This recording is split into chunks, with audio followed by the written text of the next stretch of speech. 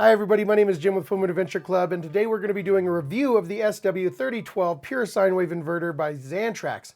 This is a 3000 watt pure sine wave inverter. We're going to go over some of the features and a quick test to push it over that 3000 watt limit right there, and really kind of dive in and trying to keep this video as to the point and short as possible because there's a lot of features to get through. Now, right off the bat, this is a 3000 watt pure sine wave inverter, which means that it's safe for sensitive electronics. Laptops and phones and really sensitive electronics are going to have no problems being run by this guy because it's just like the power you would have at home. It's a 3000 watt pure sine wave, but it does have a 6000 watt surge rating for about 5 seconds. So if you have really big stuff, say you're pushing it to 3000 watts and then you turn on something that's going to jump it way past that just to get it going, like say an air conditioner that takes almost double its power for a few seconds to get going and then drops back down to its normal operating load. It's going to have 6000 watts to make sure that you're covered. It'll boost up to that 6000 watts and get your air conditioner started, and then when it drops back down, you're good to go. So that's very, very cool, and that is an insane amount of power. There are so many things about this guy that make it just the most heavy-duty inverter that I've ever had my hands on. This is by far the big guy on the block. 3000 watts is a lot of power. You could easily run 2 air conditioners off 3000 watts of power, 2 15,000 BTU air conditioners, mind you. Say on an RV application, if you had dual air conditioning zones, it would run both of those air conditioners. They're probably going to run at about 1500 watts. That's within your 3000 watt range, so that's crazy. You can run a lot of appliances off this guy, or for a lot of people that would be running the air conditioner and a blow dryer and some other appliances along with it. Usually the air conditioner is going to take up the bulk amount of energy that you have with smaller inverters, and you can't really run much else. You couldn't run the microwave if you run the AC, so this guy's going to be able to run both, which is fantastic.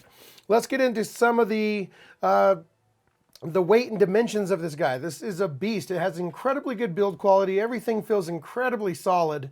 It comes in at a 70-pound weight rating. So, I mean, if you need to install this up above you, make sure you have a friend. It has a higher profile than some of their other inverters, like, say, the Freedom X, the 2000 watt, which I also had. This one's almost, is about double the size and definitely double the weight. But it is crazy how much power this thing can handle. I mean, it is built like a tank, and you're going to be good to go with pretty much anything you want to run, but I wanted to make sure that you know that it is bigger than most inverters because that's a lot of power. It does have tons of configurable options for just about any kind of battery bank that you could possibly imagine. It'll do custom for lithiums, it'll do AGM, lead acid, you name it, it'll do it. And you can customize all those settings, so it's really versatile. It works for just about any kind of battery bank that you can imagine. You can parallel and series stack this guy, which means that you can run them, you can add other units for even more power. So if you're trying to do an off-grid cabin that needs 6,000 continuous watts of power, you can do that with this unit. You can add units to the system, which is very, very cool if you have a huge system. 3,000 is enough for me, thank goodness, but you can do that, which I think is very, very cool. Transfer switch to automatically switch between when you're plugged into shore power to when you unplug and switch to your battery power. That happens so fast that your electronics don't even know that it happened. So everything's going to keep on running just like nothing happened, which is also a very cool feature. MultiStage Charger for charging your batteries. This is a three-stage charger, so it does have bulk, absorption, and then it's going to go into your float charge. A key thing that I like about it is you can set it to be a 2-stage charger if you want, because I have lithiums, so it'll do a bulk charge and then an absorption charge up to the predetermined voltage cutoff, and then that's it. No absorption, because lithiums don't need it. Once they're full, and you're good to go until they're drained. So I like that feature as well. You do have temperature compensated charging and some other stuff. So you hook up a battery temperature gauge and it will charge based off the temperature of your batteries, which helps keep them safe. I definitely like that. And the battery charger itself on this 3010 watt edition is a 150 amp charger, which is crazy. I love that. I have lithium batteries and mine only handle around 100 amps of charging together, but there's 2 of them, so you can pump a little bit more into it than that because you're charging 2 batteries. But at 100 amps, I can charge both of my batteries to 100% in 2 hours, which is so crazy cool. compared to some other battery chargers that I've tried that only give you 50 amps or 60 amps or something like that, that really took a lot of time running the generator, 6 hours, and if we're using stuff, 8 hours. So it was all day running the generator to get those batteries topped off so that you could finally shut it down at the end of the day and enjoy some peace of quiet. And you're out there camping, that's what you're there for anyway. 2 hours, I can charge 200 amp hours worth of batteries. That's crazy. And if your battery bank can handle 150 amp hours, even faster. So that is so cool. That's one of my favorite features of this guy, is that 150 amp capability of charging batteries. Let's see, we're going to have some coated circuit boards, so you can use it in humid environments. That's pretty cool. Dual input, dual output AC interface for the 3000 model. So you can run your different AC lines into this guy using a bus terminal, which I really like for ease of installation. Another one of my favorite features is that they brought back the bus terminals. So it's just a simple flat-headed screw that you're going to back out, put in your AC lines, and then tighten that screw. It's just very easy to install and uninstall those wires, as opposed to some other configurations that I've seen for hooking up the wires in other models. I really appreciate the bus terminals with the screw. I'm glad that they have that for this guy. Let's see. You can charge batteries that have been completely discharged. You can force a charge and charge up completely dead batteries, which some other inverter chargers will not do. You have to kind of charge your batteries before you can charge them, which never made a lot of sense to me. So I'm glad this guy can charge completely discharged batteries in case something happens and you ran them all the way down. You can have an automatic generator start for this guy, which I do have and I love. This is an add-on. You're going to have to buy that part, and I'll put links in the description down below for everything. But the automatic generator start's pretty easy to install, and once done, you can actually set it up to start the generator automatically when it reaches a certain low voltage, so you never have to worry about your batteries going below 50% if you have lead acids or anything like that. It'll just get to that point, start your generator, and run until they're topped off and automatically turn off. It's a fantastic system. It also enables you to have a generator on-off switch inside your RV if you don't already have one. It will function as a generator start-stop switch, and it has a ton of great features for just about any kind of generator that you can imagine, from diesel to regular gas, you name it. It's got a ton of features in there to work with pretty much any system. Another add-on that you can get, and you should definitely get this one, is the control panel, which you can put anywhere in your RV. The unit itself will work without the control panel, but the control panel makes it so much easier to configure a lot of those settings. I would say it's a necessary component, in my opinion, to really get the most out of customizing all of your settings on the unit. So you will have to pick that up as well. I'll put a link down there below that.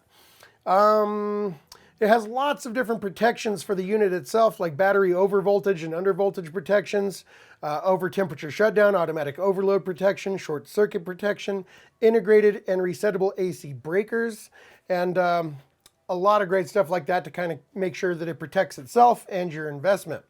There's one more item that you can add on to this guy, which is called the ConConnect ComBox, which I do not have, but once installed, you can actually use a Wi-Fi router and a tablet, and it's going to give you a ton of information about what's going on with your system, and can actually be controlled and give you notifications while you're away from the RV, using signals. I think RV Geeks has one installed, and they have a great channel, and they actually go into the benefits of having that, which seems very, very cool. You can monitor everything from afar. If your generator kicks on for some reason, you forgot to turn off the automatic generator start, you can stop it from anywhere that you are and start it anywhere you are. It's just really, really cool and takes it to a next level of high techness, which I really don't need, so I don't have that particular upgrade, but it's one that you can have. Okay, so I did forget to mention the search mode, which I think is very cool. Search mode is when it kind of puts the unit into standby sleep mode and sends little pulses through your electrical system, and if you plug something in, it's going to detect that it's plugged in and automatically kick on the inverter, which can save you a little bit of power from the standby power of the inverter, and also it's just very convenient to plug something in and have your inverter kick on, which I think is pretty neat. Now we're just going to get right into testing the unit. I want to push this guy up to at least 3,000 watts and maybe a little over if I can. I don't have a lot of appliances that use that much power. It's currently snowing outside here in Denver, so I can't really use my air conditioner because it's below 60 degrees. It would never kick on the compressor. So what I'm going to use is a giant wet dry vac that surges to about 1,700 watts and then rides at about 1,500 watts of power. And then I'm also going to use an electric heater, which on high runs at 1,500 watts. So I'm going to go ahead and put this up here. It's going to show you the amps and the wattage. I'll put arrows right there. And we're going to start up the wet dry vac. So that's going to run at around 1500 watts. And now we're going to kick on the electric heater, which is going to push us all the way up to 2,995 watts. So right there at 3000 watts. And it didn't even blink. It handled it all perfectly. No warning lights, no fault lights. It just did it. No problems at all. And so in order to push that a little over 3000 watts, what I did is turn on my RV refrigerator on AC power. So that's going to run at around 20 amps.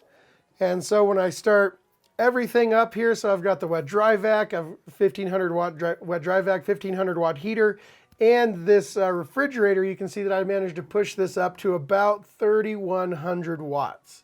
And again, no fault lights, no problems at all. It would have handled much more than that for surge because it has a 6,000 watt surge rating. So if you had been right around 2,500 watts and you were going to kick on something that had a real big surge rating, it'd go all the way up to 6,000 watts for about 5 seconds until the surge was done, and then drop down and operate just fine at 3,000 watts continuous. So that's the test. It worked perfectly.